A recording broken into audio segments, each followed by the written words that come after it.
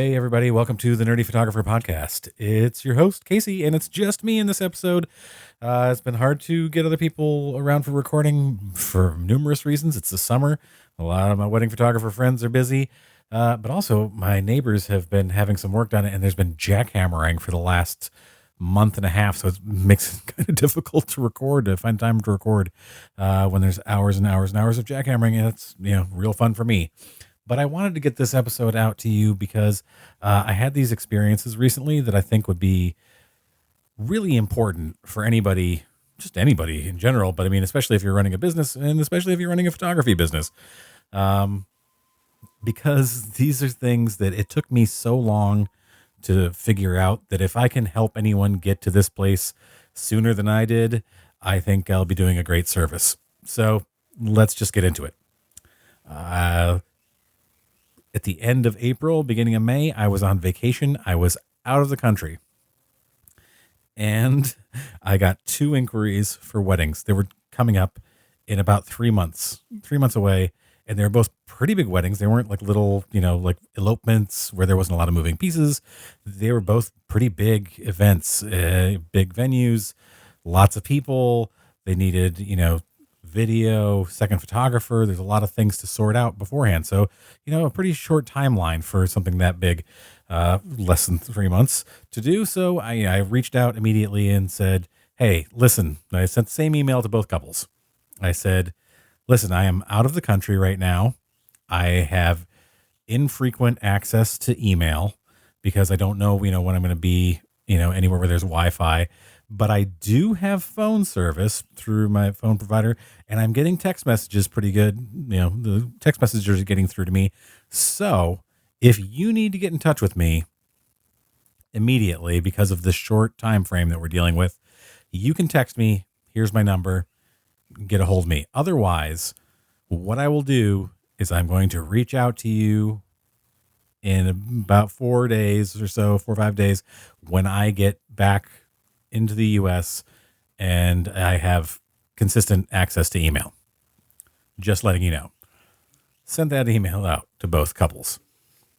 Fast forward 5 days, I return to the United States and I send my follow-up emails to both couples saying, hey, I'm back in the US. My trip is over.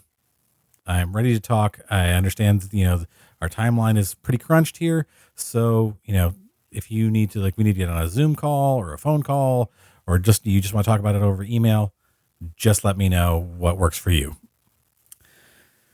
First couple writes me back and says, sorry, we already hired someone. We were looking for somebody who was a little bit more available given the short timeline. So, okay, and not sure what I could do there. Second couple writes me back and says, sorry, we're swamped with work right now, and we have family visiting us until the end of the week. Maybe we can touch base after that's over. Fine. That's great. Okay. For that couple, I reach out again a week later, a little over a week later, and say hey, I hope that, work is a little less hectic. I hope the visit with your family went well. Just wanted to touch base and see about, getting the discussion started because there's a lot of things you were asking for your wedding. And, I want to get on that. I want to hire the best people who are available, but, availability is determined by, the longer we wait, the less people are going to be available to do this. And I want the, the highest quality for you as a client. To which the response was, in less than a minute, the groom-to-be wrote me back and said, hey, just letting you know, we did end up going with someone else. And I always ask, and I think I've mentioned this before on the podcast. If I have not mentioned it before, take note of it now. Always ask people why they hired someone else or why they didn't hire you. It will give you incredible amounts of information and insight into what you're maybe not doing right to connect with people, or why people are making certain decisions. I mean, you might be doing everything correctly and they're just making a decision that's personal and it has absolutely nothing to do with you. And to that end, after I got that email, I sent an email back saying oh, okay, I wish you all the best with the wedding. If you don't mind me asking, what was the deciding factor in choosing whom you did to hire, who you chose to hire for the wedding photography? And in less than 30 seconds, I got an email from the bride to be saying, just to let you know, the reason we hired the other photographer is because they left us alone. They sent us one email and didn't contact us again. I know that you are, quote unquote, desperate to book weddings, but you should have just only sent us one message and then left us alone. So with these two couples, we have, completely opposite ends of the spectrum. We have the couple who apparently wanted me to, end my holiday, end my vacation and make myself completely available to them at any time of day by both email, phone, and whatever other means of communication without telling me that that's what they wanted. And then we have the couple who apparently just wanted me to respond to their email and then never contact them again, without letting me know. So what is the important lesson to be learned from this? The lesson is you can't please everyone, especially when they don't tell you what it is they want. Have I learned something from this? Am I going to change things a little bit in the way that I do business? I actually am going to change things a little bit. I'm going to change on my contact form on my website about how frequently people want to be contacted or how they want to be contacted. Whether they want to be contacted via text. If I don't hear from them, do they want me to follow up or do they want me to leave them alone? Because you know what? I don't want to bug anybody, but at the same time, if you wrote me back and told me, let's check in again next week, and you really didn't want somebody to contact you, you probably should have let me know that. I can't read minds, and you can't read minds either. And before this, I mean, honestly, I can't remember when it started to change, but for many, many, many years, I would have beaten myself up over both of these events. Both of these interactions would have caused me emotional turmoil, emotional damage for sure, because I would have thought, oh, I did something wrong. I screwed this up. It's totally my fault. There was something I could have done that would have ensured that I would have gotten the job or at least been able to talk with these people. No, there's not. There was looking at this, there was nothing I could have done differently that would have, changed this. I handled both situations as well as could be handled, and it just didn't work out. Honestly, I feel like I dodged a bullet. I dodged two bullets. Couple A, who wanted someone who was more available, is going to want somebody who's available to them all the time anyway, and I don't want to live like that. I have boundaries. Couple B apparently wants someone who can read minds because there's going to have to be some communication going on, but they don't want to be communicated with. They don't want someone to, reach out to them. And you know what?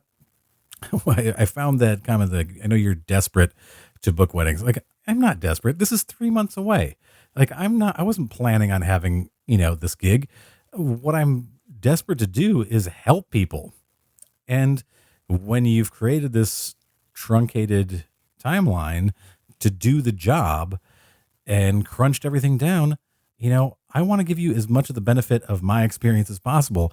And when you told me that, I should have just left you alone, how are you going to get in touch with this photographer after the wedding? Like, what if there's issues? Like, if you don't want somebody, if you want someone who won't communicate with you, I think that's just going to lead to problems.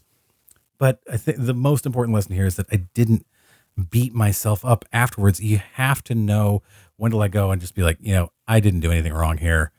I can't please everyone. And I think what that also helps reinforce is the notion that you shouldn't be trying to get hired by everyone. You need to find your market. As my friend Spencer Lum says in his sales courses, he's like, you don't need to get, people always say like, oh, you only need to get 2% of the market.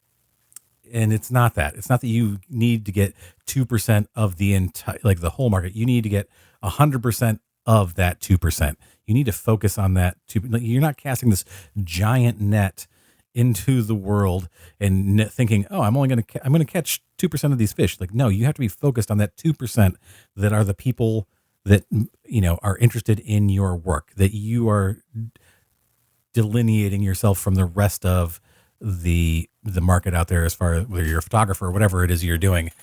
And you need to separate yourself from them so that you can get everybody in that 2% of the market. We'll actually be talking about that on another episode coming up soon, with one of my guests. But I'm so happy with myself for not tearing myself apart and tearing myself down and thinking that I had failed. Because, I mean, technically, whatever, I lost out on 2 jobs.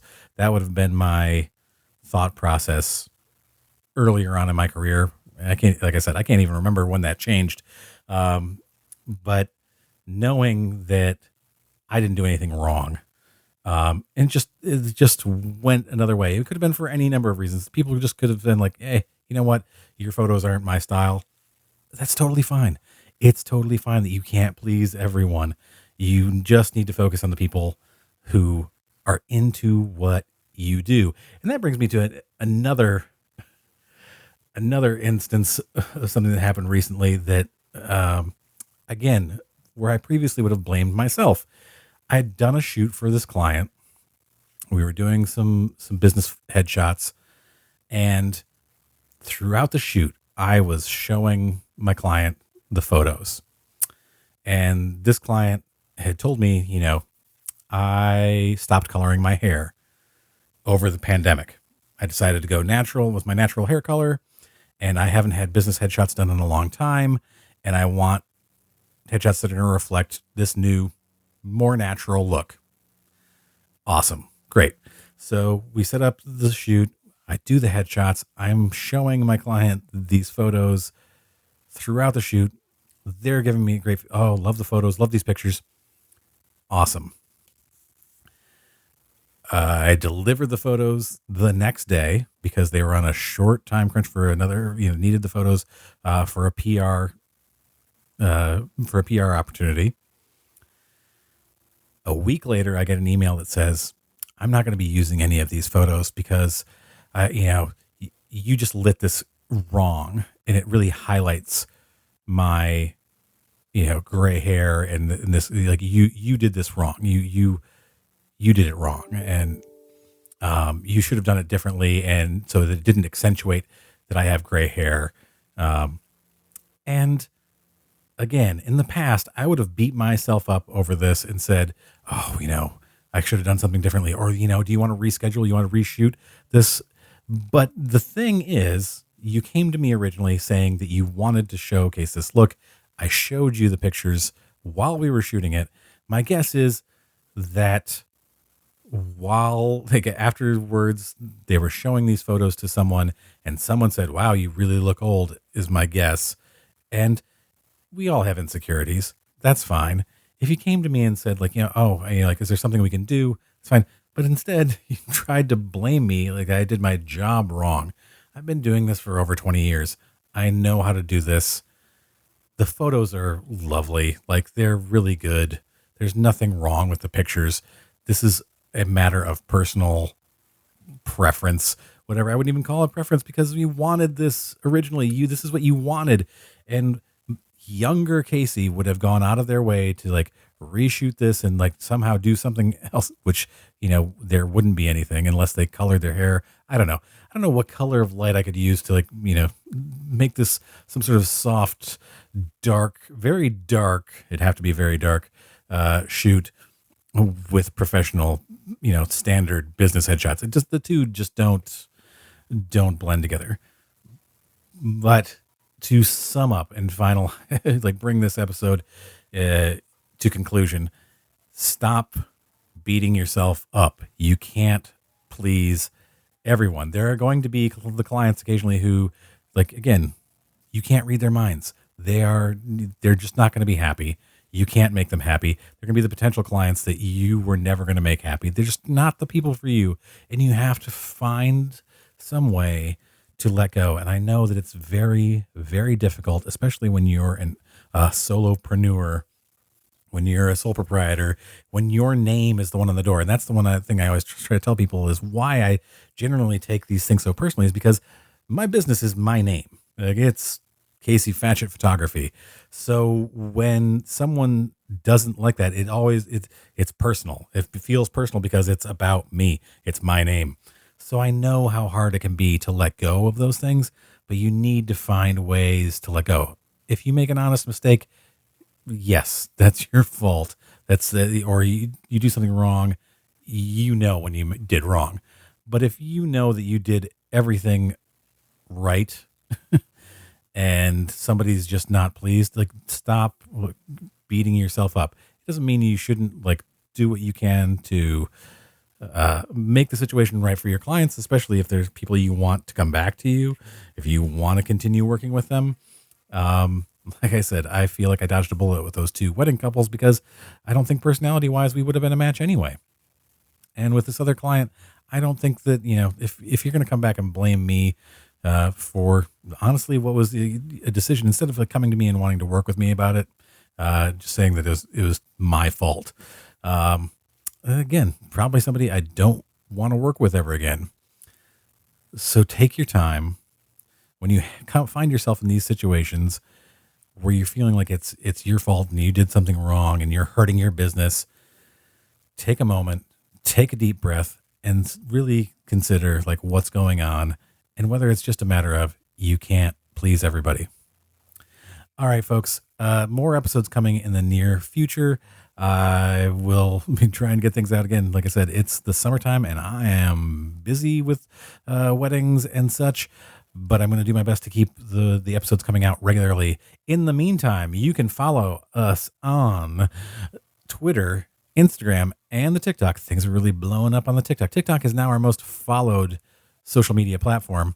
All of those platforms you can find at The Nerdy Photo. That's at The Nerdy Photo.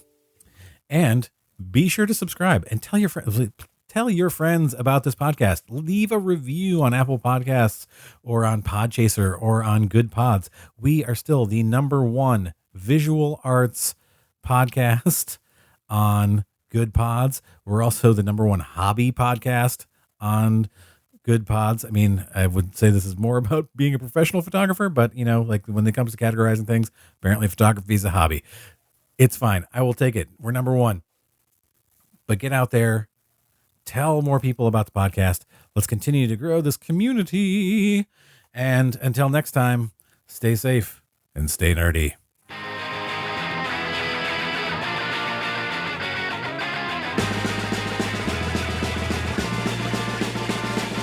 Who's that coming back to town? You better start listening.